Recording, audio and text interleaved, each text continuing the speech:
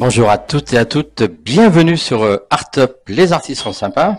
Alors ce soir, j'ai le plaisir et l'honneur de recevoir la ravissante Frédérique Raymond. Bonsoir, Bonsoir. tu vas bien? Très bien, Daniel. Bon, super.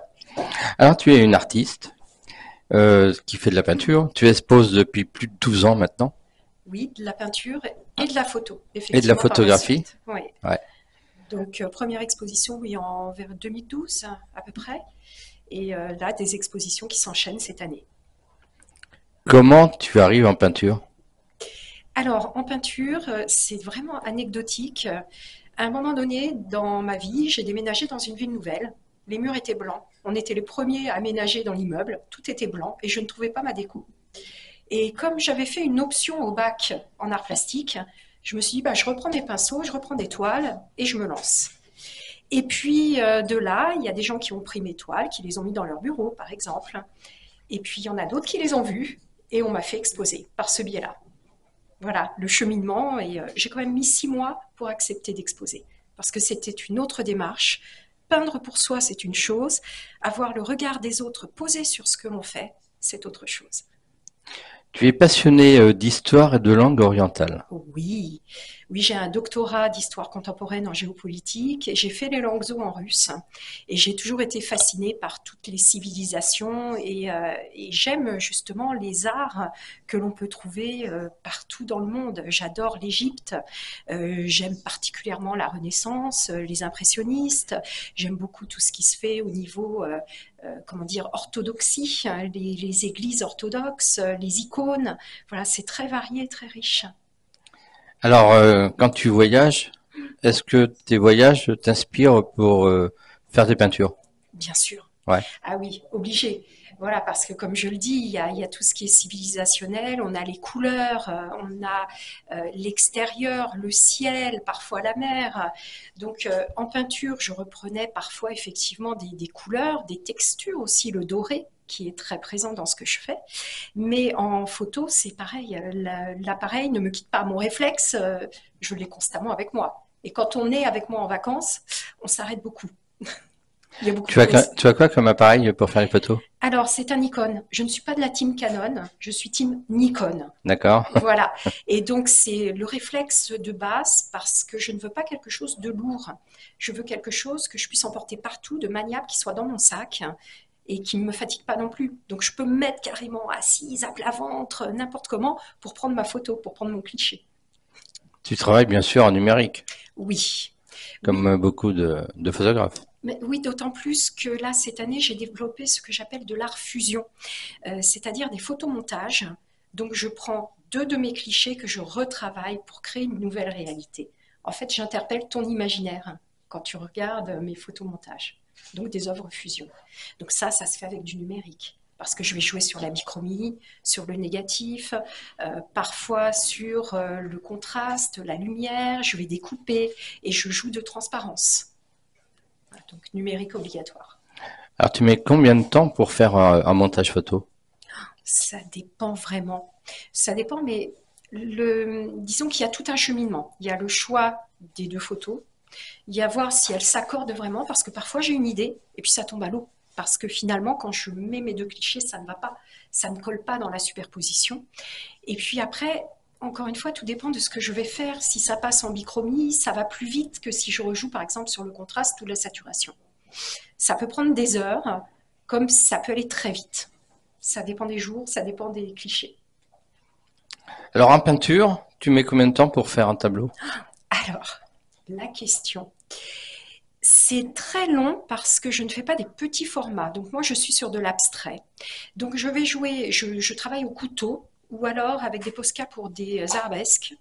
Donc quand on est au couteau, quand on est sur de l'acrylique, on superpose, on joue sur les couleurs, on retravaille. Du coup, parfois, ça peut me prendre une semaine où je vais travailler dessus. Je vais laisser la toile peut-être 2 mois de côté. Il y a une toile, je l'ai reprise 2 ans après pour retravailler dessus. Donc, il n'y a pas de durée prédéterminée, mais c'est long, c'est très long. Parce que vraiment, je joue sur des couches et du coup, il faut attendre que ça sèche, il faut revenir dessus. Ça demande beaucoup d'heures. Beaucoup. Tu travailles chez toi? Oui, je Ou tu as travaille un chez moi. atelier dans Paris? Non, Non. je travaille chez moi. Oui. D'accord. Combien de tableaux as-tu alors? Oh, combien de tableaux? Combien de tableaux? Je dois bien en avoir, allez, une bonne trentaine, hein.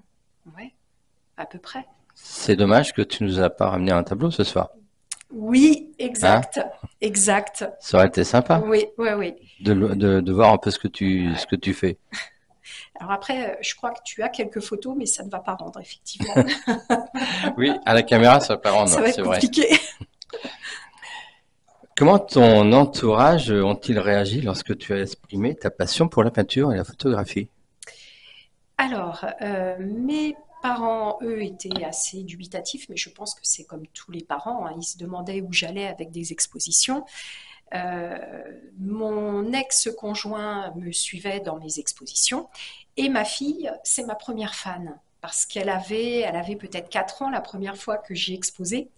Et donc, j'avais à l'époque des petites cartes postales avec mes premières toiles dessus. Et elle était là devant mon stand à dire, c'est ma maman qui peint ici, venez voir. Voilà, donc j'ai été bien accompagnée. Et puis après, bah, j'ai de la famille qui est venue voir mes expositions. Et là, j'ai des amis qui se déplacent à chaque fois. Non, c'est vraiment agréable. Y a-t-il un moment de ton enfance où tu as réalisé que la peinture serait une part importante de ton identité? Alors, dans mon enfance, pas forcément, parce que j'étais toujours attirée par les arts, mais en fait, je baignais dedans avec mon père qui était menuisier ébéniste à la Bibliothèque nationale de France. Il participait à des expositions et donc il m'emmenait sur les expositions. Il me montrait aussi ce qu'il restaurait. Voilà, j'ai eu entre les mains quand même le coffret de la partition de Don Giovanni de Mozart qu'il avait restauré, par exemple. Donc j'ai toujours baigné dans les arts, mais je ne m'étais pas dit à un moment donné, bah oui, je ferai de la peinture, je ferai de la photographie. C'est venu plus tard et naturellement, on va dire. Il n'y D'accord. avait pas de plan, en fait. Quelles sont tes sources d'inspiration principales quand tu commences dans la peinture? Alors, l'inspiration va vraiment dépendre en fait de mon humeur. C'est assez étrange, mais en fait, mes amis me disent que dans mes toiles, on retrouve des périodes de ma vie. Voilà, ça part parfois de rien où j'ai envie d'exprimer quelque chose, mais c'est vraiment dans de l'inconscient. Là, on rejoint un peu l'art-thérapie, hein, finalement. C'est-à-dire que l'expression vient par rapport à l'émotion du moment. Voilà, pour résumer. Comment ton environnement familial ou culturel a-t-il influencé ton parcours dans la peinture? Oui, parce que comme je te disais, j'avais l'habitude d'aller sur des expositions très petites. Hmm. Donc je pense que ça m'a donné ce goût effectivement pour l'art. Et le fait de travailler sur les civilisations orientales, ça m'a permis aussi de travailler sur cette notion artistique, y compris par rapport aux icônes russes, à l'art moderne. Voilà, j'ai suivi des UV, comme on disait à l'époque, qui étaient justement sur les questions artistiques. Comment la peinture a-t-elle joué un rôle dans ton éducation et ton développement personnel? Alors, dans le développement personnel, on peut reprendre cette idée justement d'exprimer des émotions, peut-être, hein, de relâcher. Quand je suis sur une toile, quand je suis sur de l'art fusion, je suis dans ma bulle. Donc, il peut se passer tout ce qui peut se passer autour de moi, je ne le verrai pas et je peux y passer des heures et des heures. C'est-à-dire que je peux m'arrêter à 1 heure du matin en me disant ah ben non, mais je n'ai même pas dîné ce soir. Parce que, voilà, c'est une échappée quelque part. C'est une forme de lâcher prise sur ce qui peut nous entourer et ce qui peut arriver. Animalement vôtre. Oui, Pourquoi animalement vôtre? alors, Pourquoi avoir choisi ce titre? donc cette exposition, elle est menée par Sabine Matarasso, qui est donc galériste et qui organise des expositions au sein de foires à l'art. Donc là, on est sur Expo for Art la semaine prochaine à la Halle des Blancs-Manteaux. Et dans cette exposition, il y a toute une allée que Sabine a pris pour monter Animalement Vôtre. Alors, le parrain de cette exposition, ce sera Patrick Braoudet, qui est célèbre, hein, qui est acteur reconnu, mais c'est un ancien vétérinaire, hein, à la base. Et c'est lui qui a eu l'idée finalement de cette exposition sur les animaux par rapport à sa passion. Et de là, Sabine s'en est emparée. Moi, quand elle m'en a parlé, je lui ai dit, banco, j'y vais. J'y vais parce que les animaux, ça parle à tout le monde. Les animaux, c'est un monde pur, c'est un monde avec lequel on peut jouer sur l'environnement et la préservation aussi, on peut faire passer des messages. Donc voilà, cette exposition va être très, très intéressante.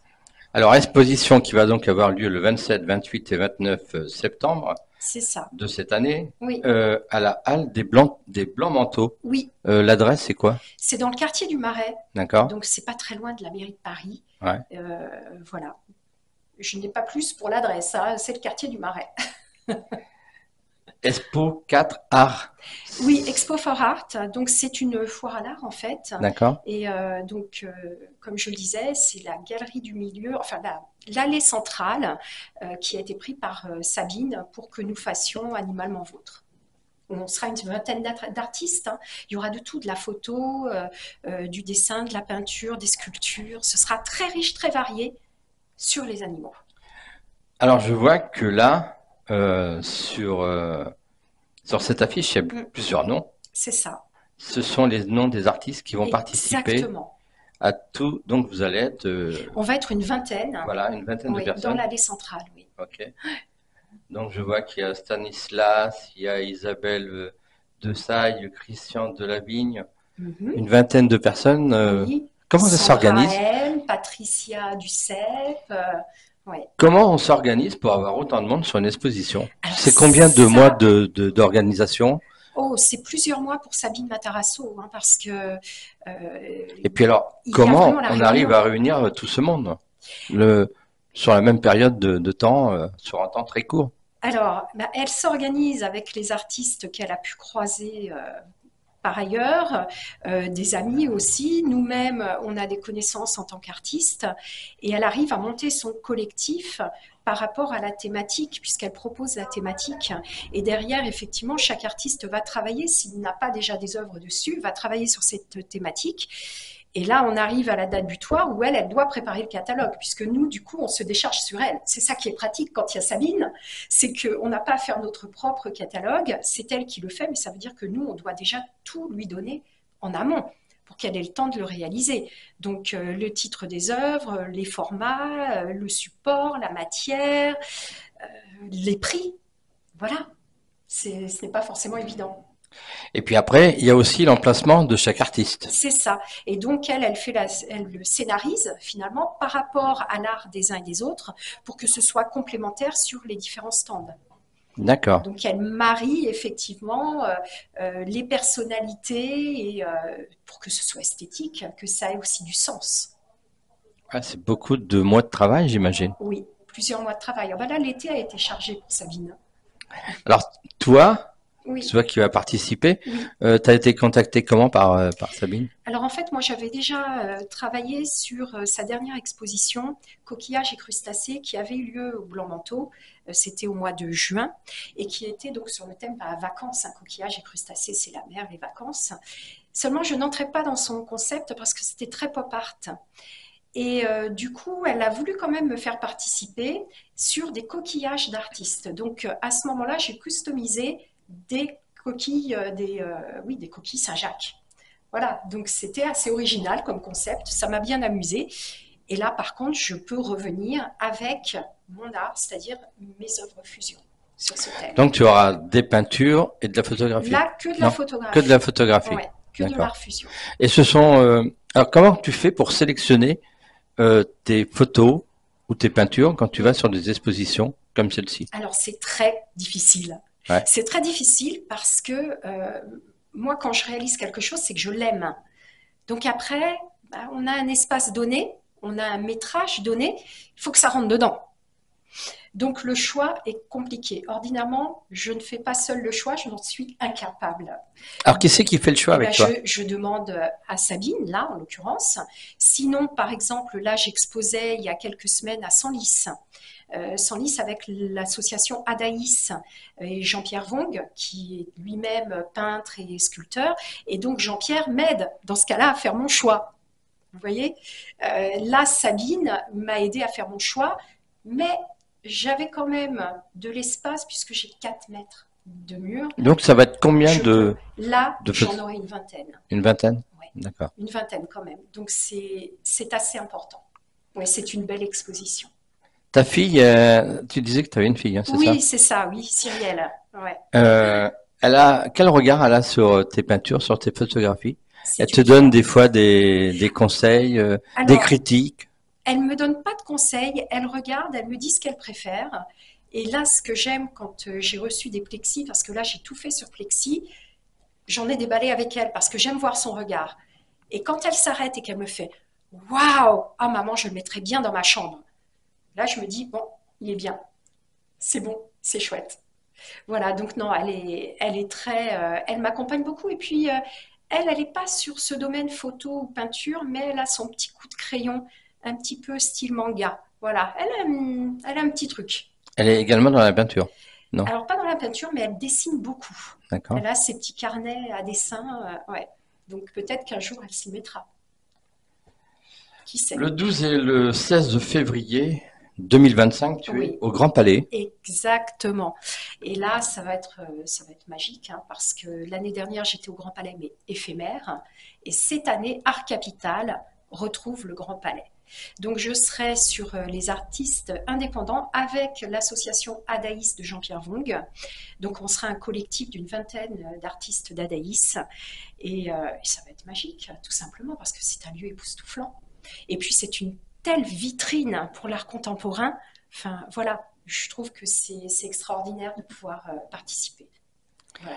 Quels sont tes projets pour 2025, à Alors, part le Grand Palais? donc, même avant 2025, dès le mois de décembre, hein, je suis aussi impliquée sur de l'associatif.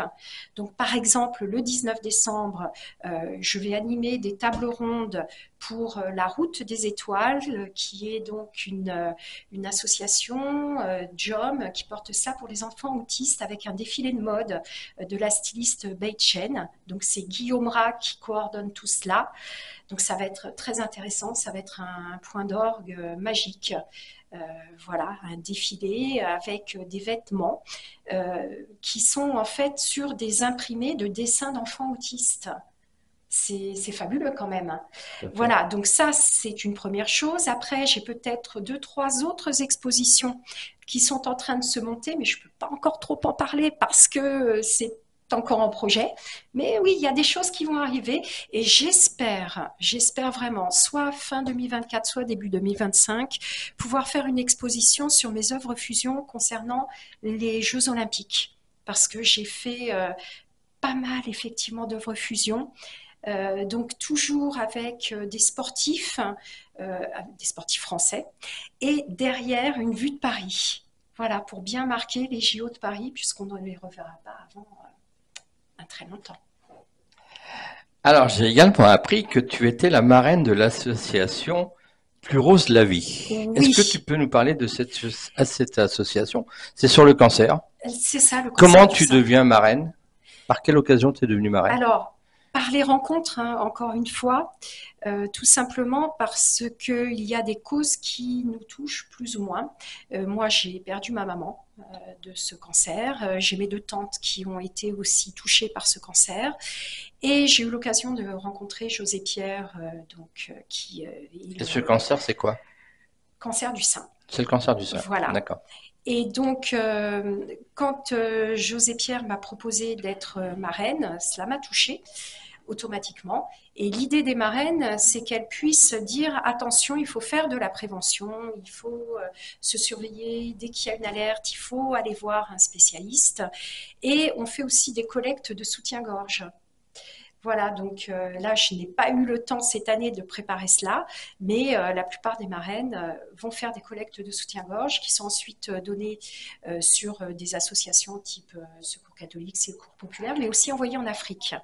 Quand tu dis tu vas faire une collecte, c'est-à-dire qu'il y a des gens qui donnent des C'est soutiens-gorge à ça, cette des points, association. oui, des points D'accord. de collecte de soutien-gorge. Donc il y en a un petit peu partout, hein, ça se développe de plus en plus. Et donc il y a des événements aussi menés par Plus Rose la Vie qui animent justement même des soirées ou autres de façon à en parler, à aller sur le terrain porter la bonne parole.